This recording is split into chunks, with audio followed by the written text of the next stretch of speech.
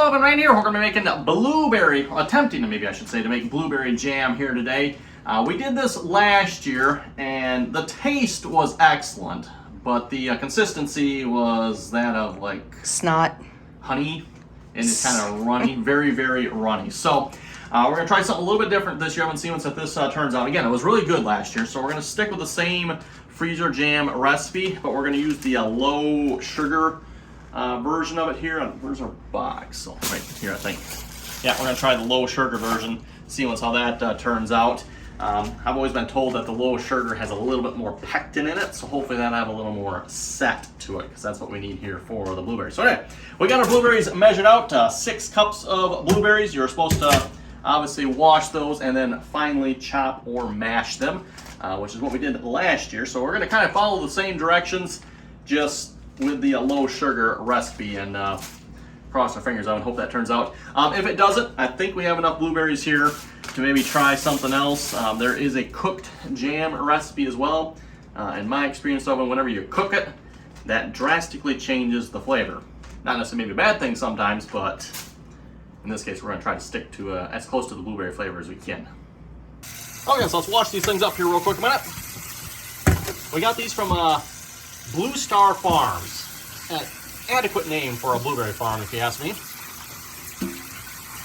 They are also off the Blue Star Highway, so Blue Star Farms off the Blue Star Highway. I wonder if that's where the Blue Star Highway got its name from. From all the blueberry farms around that? There's a bunch of blueberry, yeah. It's true, they are kind of surrounded by blueberry farms. They are. Okay, we'll pour this over here, and yes, this container has been washed. Shut up. I think this is your lesson about using white containers, and oh well. White containers to gather dirty potatoes? Well, anything in the kitchen, you use a white container, and... Okay, now for mashing them, I think we just used our masher last year, but the wife's like, why don't you use this thing here? The meat chopper. This looks... See if we can finally chop them. I don't know. I'll try. I guess it works. Yeah, I think it does the same thing a masher does. Yeah, I don't know. There's going to be much difference. I could get out my paring knife. This has a little more of a cutting edge on it, maybe? It does. And it helps if you spin it a little bit, like if you twist it. That's going to do. Yeah, these are not.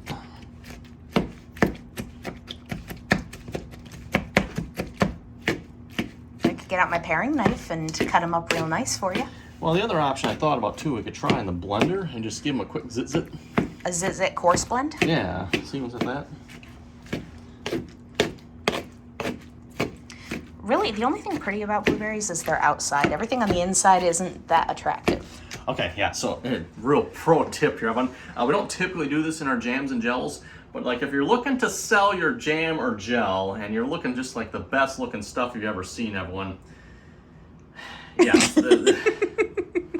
that's what people do, Evan. I'm not joking, Evan. You just put a little dye in it. In this case, I think we're actually going to try that. Just why not? Just to make it look good. Because honestly, blueberry juice is kind of a brownish color, and it's not very appealing. No, it's not. So that's your folks' little pro tip there. If you want to make a really good looking jam, I didn't say anything about taste, Evan. I just said it looks good, and that's obviously if you're looking to sell, that's the important part.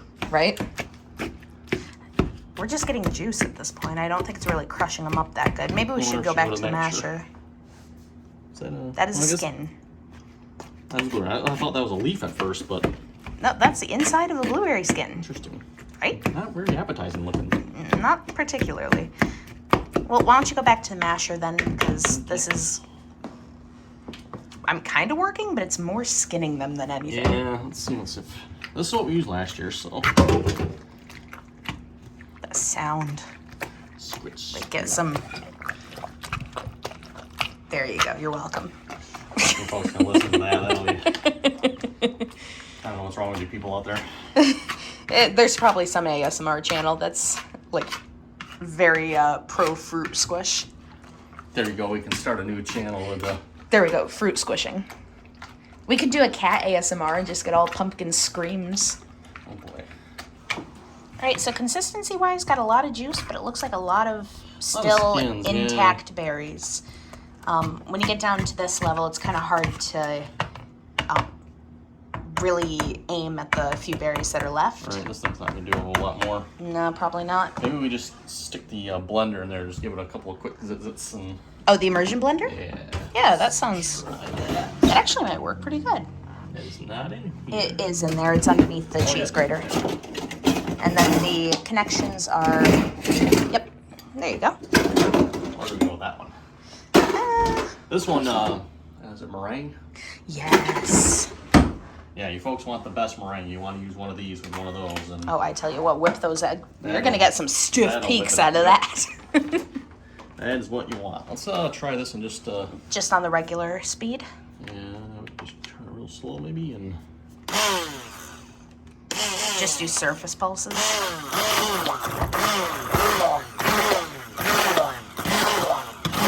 Oh, yeah. That looks like it's working fairly I like the decent. looks of that. Yeah. Yeah. And like we said, this is just to help break up the last few berries that are still intact and to help chop up those skins into little finer bits instead of, like he found full skin in there, thought it was a leaf.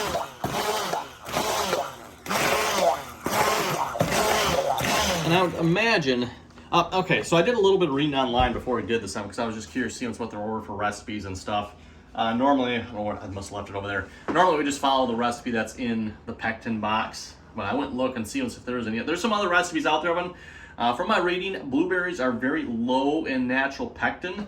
So, like doing a no pectin or low pectin recipe, why. you have to have pectin in. So blueberries, that's why they say the sugar-free, because it has more pectin in it than the regular sugary one. Yeah.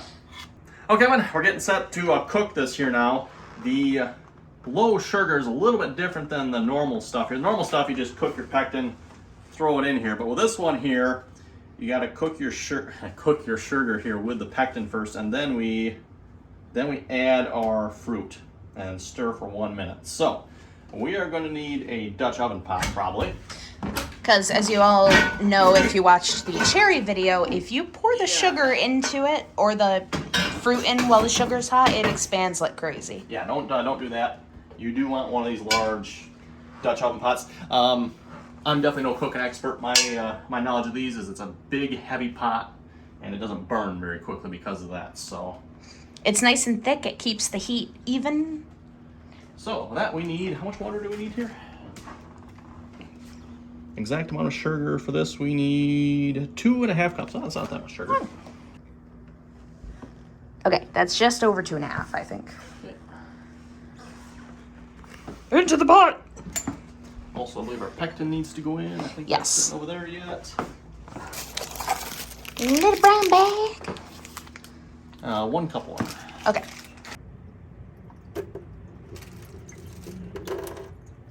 All right, here you go, Your Majesty. Here's your patrician water. Not your well pleb water like I drink. Yeah, I mean, and 1 cup of, or 1 container, bag, whatever you call this, of Sure Jell. Of more miscellaneous white powder. Yeah, more. There's a lot of white powder here. This is A lot of white powder. Yeah, we're making gel. This is totally normal cooking, I Okay. promise. Now, where's the Sudafed? What do you think we got the big pot for? Simmer it down a little bit. Look at that sludge. Delicious. It's just like a sugary, syrupy. Nastiness. I dare you to lick some of it. See what the no. Sure Jell tastes like. Sure Jell. Oh, I read this online too because I was doing some research on the blueberry oven. Mm-hmm. So Sure Jell is bitter. Is it? Yes, at least that's what I read online. I don't know. Could try a little something, I guess. Apparently, it has a bitter taste, so that's why you want to have sugar. Huh. So if you use pectin, you want, even if your fruit is naturally sweet, you want to sweeten your pectin. Apparently. So Is it that bad? apparently, it must be a. So, what do they get pectin from? I still what is pectin? Yeah, if any of you know, what is it? This is what it was explained to me. Pectin is fruit glue. Fruit glue. Okay, so like they took the rind of a fruit and like scraped out the white like lining of it and then liquefied that and I don't know what is it. It's fruit glue. I don't know. The only glue I know of comes from hooves. So do they have like fruit hooves? No idea. Yeah. Oh! So, was I right? It is hard to explain what that taste is, but it's not a good taste. You watch your rinse Oh your my mouth. gosh, then it gets really sour. Yes, that's, it's a really bitter sour, and that's why you need the sugar, I guess. It's not that you need so much sugar for this necessarily. It's the so bad. Oh, it's stuck in like the crevices in the roof of my mouth. Shut up. She's always the one that has to try everything. I'm like, nope. I'm trusting the internet on this one. I'm getting my toothbrush. Oh wow, it must be bad. Ugh. He's still laughing at me. That was hilarious, everyone. That was hilarious. Ugh. I wiped off the top of my mouth with a washcloth. No, I mean, I'm still just stirring here. I think we can call that That is boiling. So, let's see, So, timer? Kitchen timer, 1 minute. Start. Got it. But yeah, like we were saying, guys, it really doesn't have a good color. It looked purple at first. Once it's exposed to air for long enough, turns brown. It just... Yeah, we're going to put a little food coloring in. Ugh. I think we did last year, too, with the last time we made it. All right, so stir it for a minute. And then add in the juice and stir for a minute or until blended. Is it 1 minute? Yeah. Oh, let's get some food coloring poured in here. Oh, yeah. Actually, it doesn't look too bad now that the sugar's in it. It's not horrible. It's a purpley color. Maybe just like 3 or 4 drops. Yeah, put a little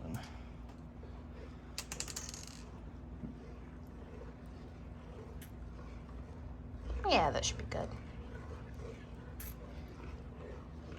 Oh, wow. That's very blue. Maybe that was a little much. I didn't think I put that much in. What happened to 3 or 4 drops? I think it was about a dozen. Well, in fairness, I think with like frosting, you're supposed to like have 40 or 50 in it.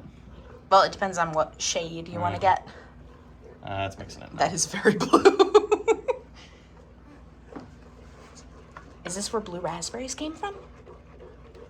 Yeah, what are blue raspberries? I don't think there's a such thing as a blue raspberry. There are purple raspberries, apparently. Purple raspberries, there's kind of the orangish white color. Yeah, the orangish, like peachy colored raspberries. Yeah. They're kind of a yellowish colored raspberry, but I've never seen blue. Nope.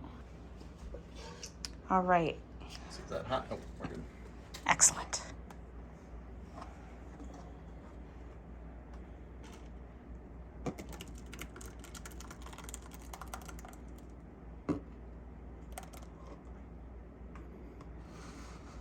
Yep, that's good.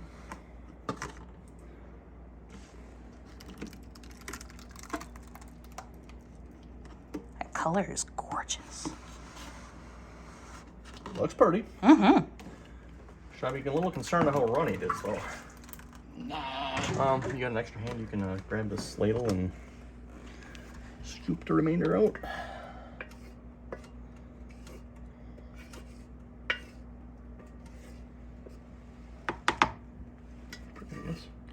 Yeah, that's about as much as we're gonna get out of there. Okay.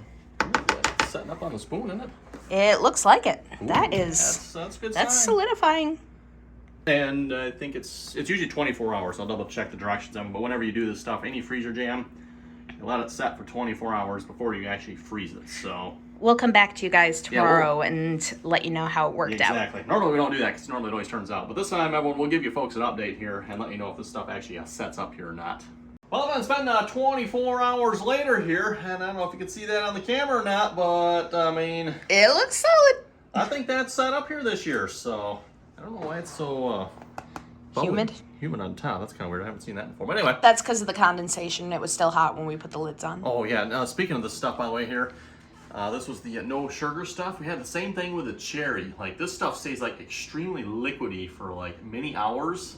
I think it was like, what, 9:30 something last night. We're getting ready to go to bed. I went and checked. I was like, oh, it finally set up. So it takes like... It takes a few hours to get going, but then all of a sudden it just... Yeah, like all of a sudden, yeah. It's like I had checked it like, I don't know, an hour or two earlier, and it was still like all sloshy and liquidy. I'm like, oh, that's not looking good.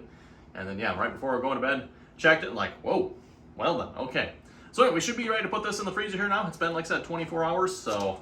We're going to put this in the freezer. I haven't tried taste testing it yet, by the way, but I'm assuming it'll be pretty good. I wouldn't know why not. So, but your mouth's going to be freaking blue afterwards. oh yeah, that's right. We put the blue in it, didn't we? me. So it still looks. Oh, the camera probably doesn't. It still looks a little purple. Very purple. Yeah, you can kind of see it. Very purple, but anyway. Yep, we got our 3 containers there. Anyway, with that, I think we're going to wrap this video up. If you folks have any comments or questions about this, be sure to leave them down below. And I think me and the wife are planning maybe making one more batch. We wanted to see how this was going to turn out first. But we're going to do it a little bit different. So stay tuned for the next video on us making a blueberry jam. It's going to be blueberry with something. And we'll see how that turns out.